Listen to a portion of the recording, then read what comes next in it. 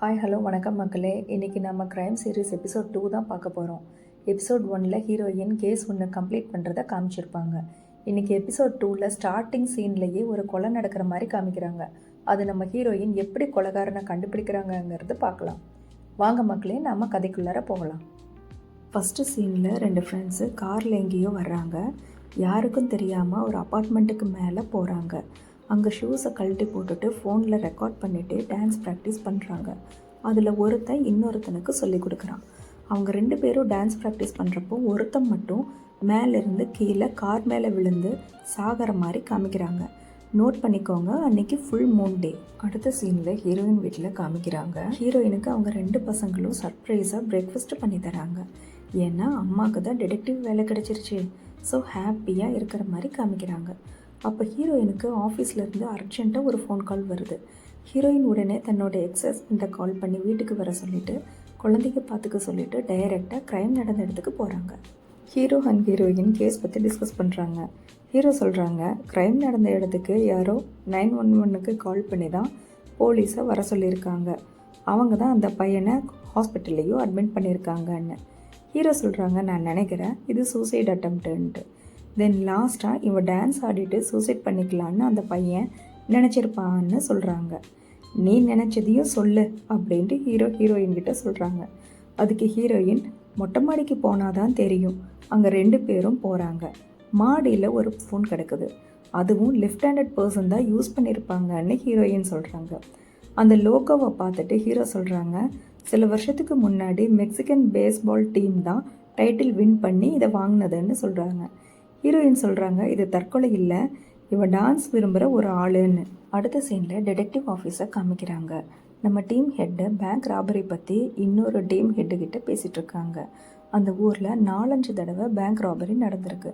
அந்த திருட கன்னை காமிச்சு தான் பேங்க் ராபரி பண்ணியிருக்கான். அப்போ ஹீரோவும் ஹீரோயினும் என்ட்ரி ஆகுறாங்க. டீம் ஹெட்டு சொல்கிறாங்க, பேங்க் ராபரி கேஸில் மற்றவங்களும் இன்வால்வ் ஆகணும்னு, அவருக்கு ஹெல்ப் பண்ணணும்னு கேட்டுக்கிறாங்க. பேங்க் ராபரி டீமுக்கு நம்ம ஹீரோயினை கண்டாவே பிடிக்காது. எப்போ பார்த்தாலும் கிளீனிங் லேடின்னு சொல்லி அசிங்கப்படுத்திட்டு இருப்பாங்க.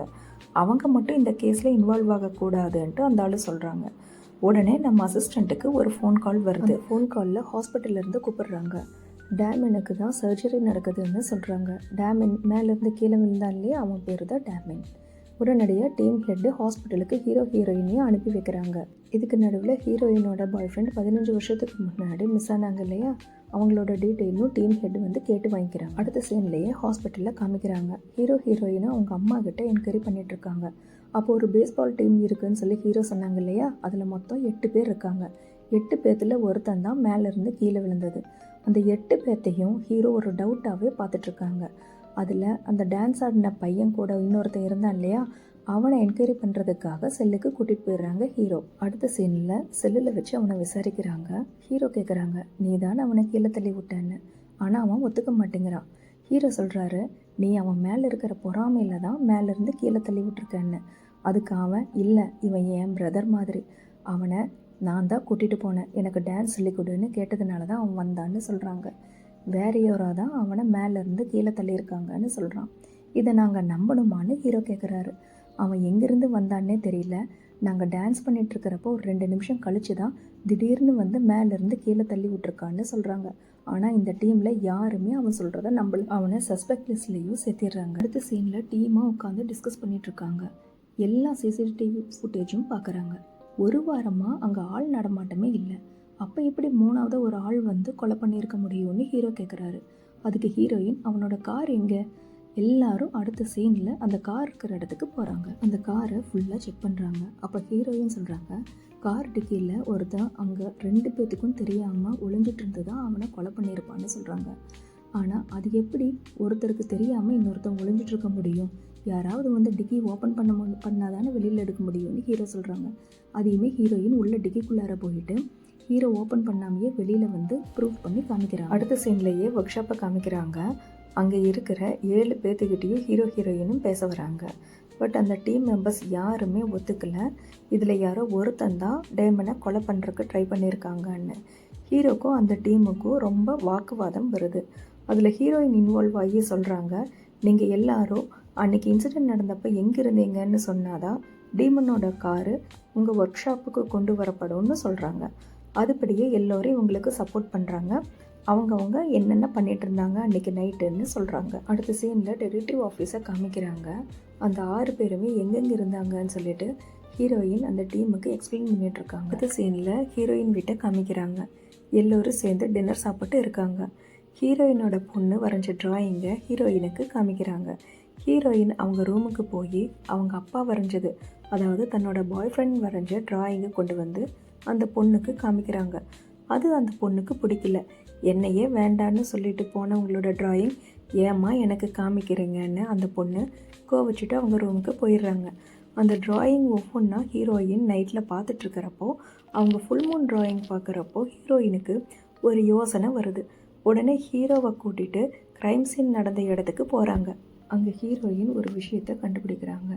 2 பேரும் சேர்ந்து டான்ஸ் ஆடிட்டு இருக்கிறப்போ 3வது பர்சன் அங்கே ஒளிஞ்சிட்டு இருந்திருப்பான். ஃபுல் மூணுங்கிறதுனால ஆப்போசிட் சைடு இருட்டாக இருந்திருக்கும்.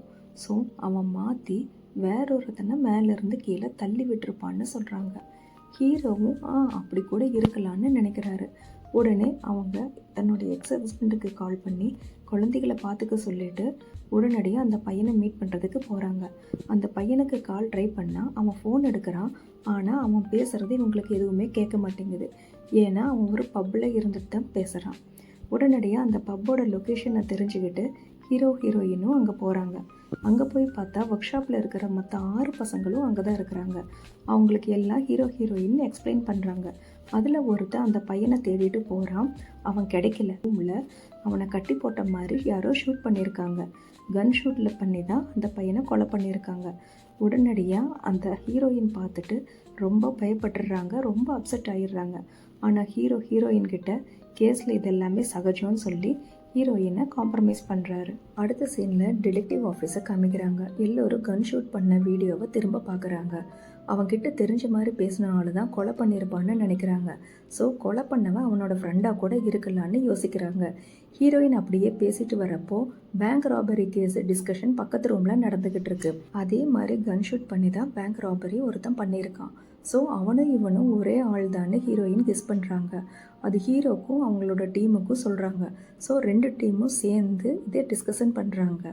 ஹீரோயின் எக்ஸ்பிளைன் பண்ணுறான். டோட்டலாக 5 பேங்க் ராபரி நடந்திருக்கு. அதில் 3 ராபரியில் 3 டைப் ஆஃப் காரில் திருடன் தப்பி போயிருக்கான். ஸோ யாரோ அவனுக்கு காரை கொண்டு வந்திருப்பாங்க, அவனே கார் டிரைவராகவும் இருந்திருப்பாங்கன்னு ஹீரோயின் சொல்கிறாங்க. பட் லாஸ்ட் 2 ஜுவல்லரி ராபரியில் காமனாக ஒரு விஷயம் இருக்குது. அது ஒரு பஸ் ரூட்டோ திருட ஹெல்ப் பண்ணவன் அவனுக்கு லாஸ்ட்டாக 2 ராபரியில் சப்போர்ட் பண்ணாததுனால அவன் பஸ் ரூட்டை சூஸ் பண்ணியிருக்கான். இப்போ கொலை ஆனவன் தான் ஒர்க் ஷாப்பில் கார் திருடியும் கொடுத்துருப்பான். ஸோ ஹெல்ப் பண்ணாததுனால தான் கொலையும் பண்ணியிருக்காங்க. அது இல்லாமல் ஃபஸ்ட்டு கொலை நடந்த பீரியடும் லாஸ்ட் ராபரி நடந்திருக்கு பீரியடும் ஒரே டைமில் தான் நடந்திருக்கு. ஸோ 100% 2 கேஸுக்கும் தொடர்பு இருக்குதுன்னு ஹீரோயின் சொல்கிறாங்க. அது எல்லாரும் அக்செப்ட் பண்ணிக்கிறாங்க. எப்படி அவனை பிடிக்கலான்னு கேட்குறப்போ ஹீரோயின் எனக்கு ஒரு ஐடியா இருக்குதுன்னு சொல்கிறாங்க. அடுத்த சீன்லேயே 6வது ராபரி பண்ணுறதுக்கு அவன் வர்றப்போ டீமாக அவனை எல்லாரும் சேர்ந்து பிடிச்சிடுறாங்க. அவனுக்கு அது ஒரு ஷாக்கிங்காக இருக்குது. எப்படிரா நம்மளை பிடிச்சாங்கன்னு ஹீரோயின் ஃபுல்லாக அவனுக்கு எக்ஸ்பிளைன் பண்ணுறாங்க. நீ தான் கொலை பண்ண ட்ரை பண்ணுறப்பவே எனக்கு அப்போவே தெரியும். ஏன்னா ஃபஸ்ட்டு என்கொயரியில் உன்னை பார்த்தப்பவே கண்ணெல்லாம் ரெட்டிஷாக இருந்துச்சு. ஸோ நீ தெரியாமல் மாற்றி டேமினை கொலை பண்ண ட்ரை பண்ணியிருக்க. அந்த கில்ட்டி ஃபீலிங்கில் தான் நீ நைட்டு ஃபுல்லாக அழுதுருக்க.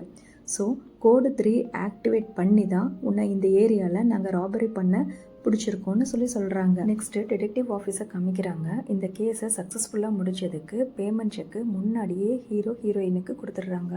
அது கூடயே ஒரு அஃபிஷியலாக ஒரு காரையும் கிஃப்ட் கொடுக்குறாங்க.